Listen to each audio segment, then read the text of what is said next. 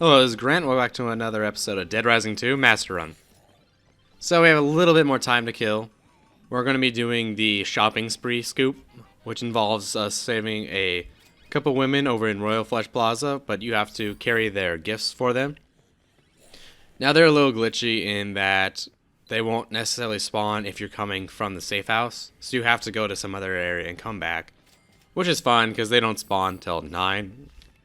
And it's 8, as you saw, so we have a little time to kill, so I just kind of mess around and get some money. There's always plenty of stuff to do in the casino. If you're looking for something to do, I would recommend either farming PP, doing some fun stuff with the environment, or if you have all the gambling books, it's always worth it to farm cash if you don't have all the unlocks yet, because getting all the cars and transport unlocked is very helpful. Unfortunately, there's not any good ways to farm PP in my opinion. And I guess you could get like some of the books. I know there's a book for like what 10% better PP from female survivors, or 10% better PP from any weapon kills. So you see me getting Zombrex. That's also a good way if you are having issues giving Kitty Zombrex. There's plenty around. But really, Zombrex isn't that hard if you know where everything is. If you don't know where the ones are in the game just lying around, that does make it a lot harder because they're really easily accessible. Like anytime you go through here you can grab that one, but if you don't have those and you have to rely on just the quest ones, that does limit your options. So don't feel bad if you have to buy one from a pawn shop, because again, it's like the first one's 25,000 and that should be enough to get you over it. And you can easily farm cash from ATMs, especially in the food court and Slot Ranch Casino. There's several ATMs there because of a later scoop you have to do where there's a guy who runs around to all the ATMs collecting money. So you could easily just run around, collect those, maybe get some stuff from the slots, and then just leave the area and reset. I was hoping to find a ATM in Royal Flush Plaza, but I have not found one, which surprises me. If there was one, it would be very nice if it was like on the way to some other area. I was really hoping, because then it would be a great way to farm cash, because every time you pass by, hit it, keep going. And if it was even near a door, even better, because if you could reliably get cash. It'd be long because of the loading screens, but in game time, very little would be passing, because game time doesn't pass in loading screens, thankfully. I'm really thankful about that. So if you know about a ATM in Royal Flush Plaza that I don't, please tell me. I'll try to update the guide if I do. So these three, they've been going on a shopping spree since no one's going to stop them in these stores. The gimmick is you have to carry those boxes, and if they are lost, like if they break, they will turn on you instantly. So I think personally that they have some kind of weird items here. I think I stop and take a look after the zombie hits me. But one of those things is they have 4 boxes of muffins, and I felt that was kind of weird to go to this little like new Las Vegas city and you just buy muffins. But I'm not gonna judge, I guess. Especially that there's only 3 people and 4 muffins. Who's gonna be the lucky one that gets that extra? I think there is some stuff you can do to, that you don't have to deal with this. I think you might only have to agree and pick up the objects to get them to move, or I think it's something like as long as you're holding it, you can command them to go somewhere, and once they're moving, you no longer need to hold the box. That doesn't help much because you're still going to need the box to get them into the safe room, unless you can somehow get like a point all the way down there. But it is something that's interesting. This item only spawns in this quest, and if they don't spawn for some other reason, the item will still spawn, so you could go smash it then if you want to. I think it's kind of an annoying quest because, as you can see, it's so easy to drop this. And it doesn't screw you, it's just so annoying.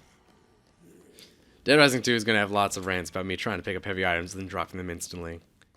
It might be one of my least favorite features, but not enough that it actually would ruin the game. Just that one little nagging thing.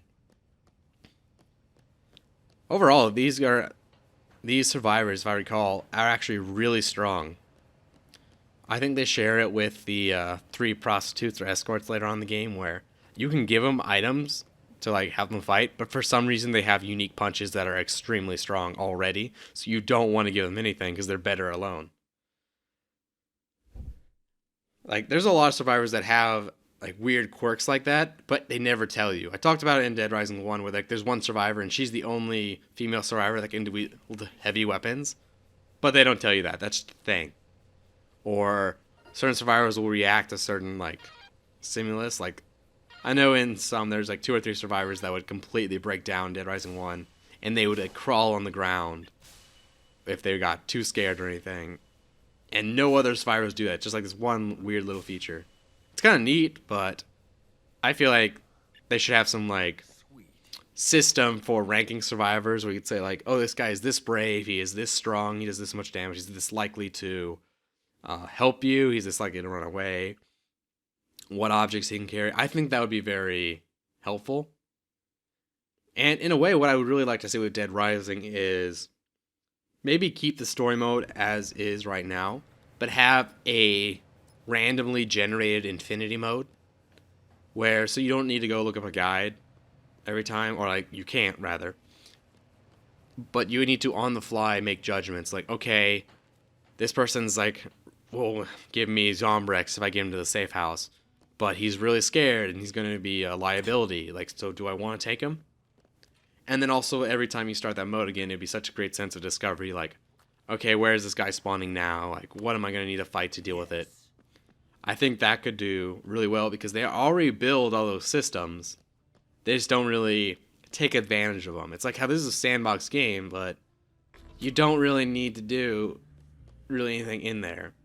Or some of the really fun stuff they do let you do are just like one-offs, little mini games that aren't reliable. Like, oh, combo weapons are amazing and awesome, but the ones that are the most fun are a huge pain to go get and use, and you can't really use them in your day-to-day game.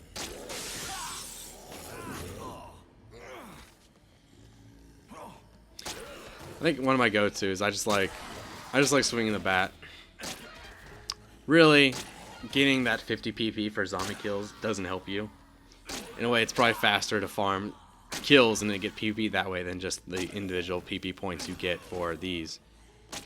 You can do an execution with this bat as well as some other ones, and it's one of the main reasons why I wish they showed like an absolute durability rather than only flash when it's below a certain point. Because if you were firing for PP, you could just execute every zombie, but I wouldn't be surprised if like the execution, like, oh, it gives you 4 times the PP, but it actually uses 4 times the durability, and you just don't know that. Gonna show it off there for that queen. There's a little tip for later on when you're talking about execution weapons. The execution weapons will always kill any type of zombie, which is important when a certain event occurs later on at the end of the game, where most weapons become ineffective, but you can still always use a spike bat for a guaranteed kill. And I don't want to give away too much, but a little fact we'll talk about when we get there. So you'll notice I did that Zombrex poster. You can get spray paint, and you can go spray paint all these Zombrex posters for a pretty measly amount of PP. At this point, I was considering, since I had so much downtime and I was starting to get some slots, that, hey, maybe I would just carry the paint around. And if I did see one, I'd spray paint it, but really it's not worth it. There's an achievement for getting all of them, which I guess is interesting, but it seems like a pretty arbitrary collectible system. Like all the other collectibles, like Gifts for Katie's easy, so it's not that hard, or getting all survivors is fun because survivors are interesting, they all have cool backstories, stuff like that. So it's worth it in my mind, but that seems just like really go to these, like, 100 places on the map and press X. That really doesn't entertain me too much. It reminds me, like, on the level, like, the flags from Assassin's Creed 1, where you didn't unlock anything good for them. It was just purely for an achievement. The systems in place for helping you were terrible. If you missed one and didn't realize it, you were just so SOL.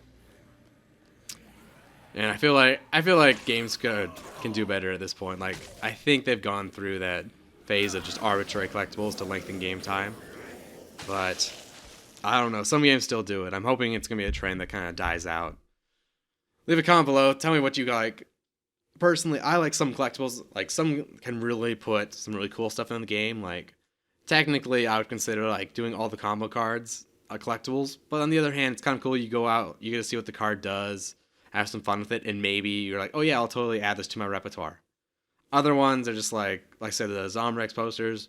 It's purely to inflate game time. Let me know what your favorite collectible is. I think they're really cool. I always love the ones from Gears because they're pretty easy. They are flashy, so they're not that hard to find. They are listed by like what level you're on, so you know exactly which ones you've already gotten. So if you accidentally pick one up or forget one, it's not too hard to go back. And they also come with like a nice little excerpts of story, either here's what happened or like a journal from a character that went through this scenario. So I really enjoy something like that. Stuff that actually enhances your view of the game or drives you to do some interesting things like going into collectibles. That also talks like about achievements because they're pretty much intertwined, where I don't like arbitrary achievements, but if it does encourage me to play the game in a new way that is actually really fun, then yeah, sure. Like I think of like 7-Day Survivor in Dead Rising 1. In a way, it was kind of bullshit, but it was such a unique experience having to like quote unquote play the game for 14 hours straight. It wasn't too hard because really you could pause, you just didn't want to because you wanted the timer to keep going. But you always had to be active, and it would suck so much where it's like, oh, you have so much downtime during the day you're playing it. But things might be like pick up really fast. Like I would roll off a ledge into a crowd of zombies at like 3 health, and all of a sudden like, oh shit, it's go time. We gotta save Frank. We gotta get out of there. So it was kind of, I don't know if I want to do it again, but having that one cool experience, I enjoyed it. I think it's a cool achievement. I think they should have some more support for it. Like I know a lot of people, Dead Rising 1 really pushed the limits when they first came out with the Xbox because they had to render a lot of zombies, do a lot of crazy stuff. And really, it wasn't efficient yet. Like, they didn't know how to really manage its systems. So, the Dead Rising 1 got a lot of a flack that people thought it was the cause of their console's red ringing. And that may have been the case. If you don't know, red ringing was an inherent issue on the original Xbox 360. What would happen is your Xbox gets so hot because it runs, and they try to combat that. You have like a fan on your Xbox. They put the power brick outside the console, and that's just something machines do. What, if my understanding what the issue was that it's something like the machine was designed to run at like X number of degrees, but the solder they used to put the CPU on the chip was melted at less than that. So if you ran it, the chip would become undone, and that would render the console useless because the CPU is hanging out essentially. And that's interesting. That kind of led to some of the weird fixes. Like there's a fix for red rings where you could like wrap your 360 in a towel and like bake it, and what that would do is it would attempt to resolder the chip, but it would only work for like a week or so, which either is enough to finish your game, or if you're a shittier person, it's enough to sell your console like on eBay, because then it's not your fault when it red rings 2 weeks later. But don't do that. But also don't like microwave your Xbox. That's not ever going to end well. But yeah, let me know if you had red rings. I had a console that red ringed. This is actually my second 360. It's actually my third 360, but that's a different reason.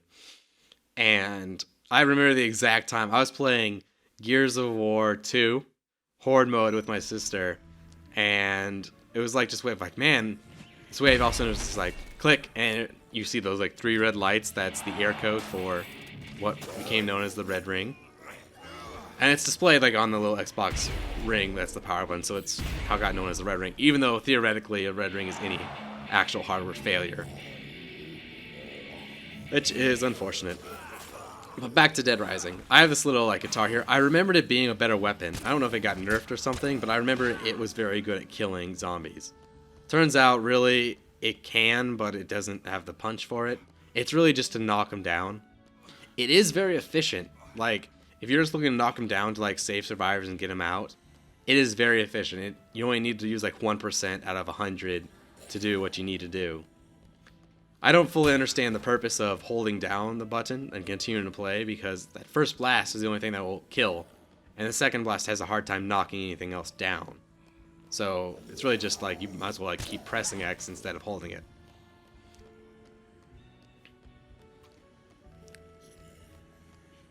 it kind of irks me that, like, I already got that Zombrex poster, that they have it revert to the non-X'd out kind.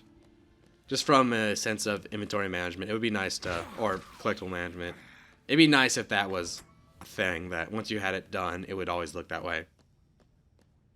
So we were killing some time. Case 3-1, Boomtown is going to start when we get back to the security room. She will call you back, so that's kind of how I know, but basically, if you look at that quest, it just says, oh, nothing's happening. I'll get called back when something will occur. So, I'm surprised. I didn't realize there was this much downtime in this day. I'm so used to the second day being really big, because after this, it really starts to pick up. But they did a lot better job in this game on spraying the survivors out. In 1, it was really hectic. Like, they would either, it would just be nothing, and then all the survivors and the case would spawn at the same exact time. And it was just too much sometimes, trying to get that all done at the same time. Especially because I feel like in 1, you have less ways to approach different areas on the map. Like in Dead Rising 2, you have the shortcut. You can always go from the outside, because the outside connects to every little subsection. Or you can go like in a ring around the mall.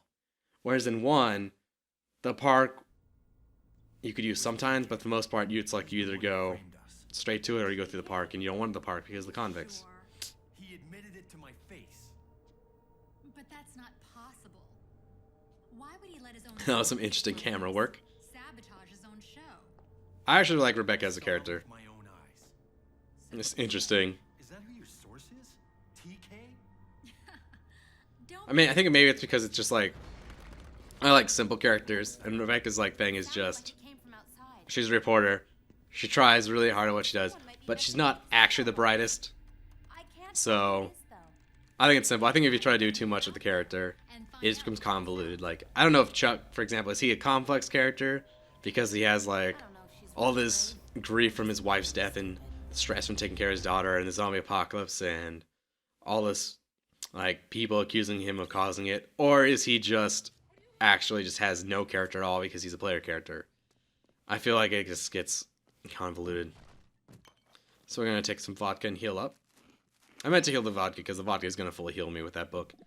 That double health book is quite a convenience. There's also one in Dead Rising 1, but unfortunately, you have to wait until pretty far into the game to get it. I'm a big fan of letting you get those unlocks early, because I feel like that's when you need them the most, is early.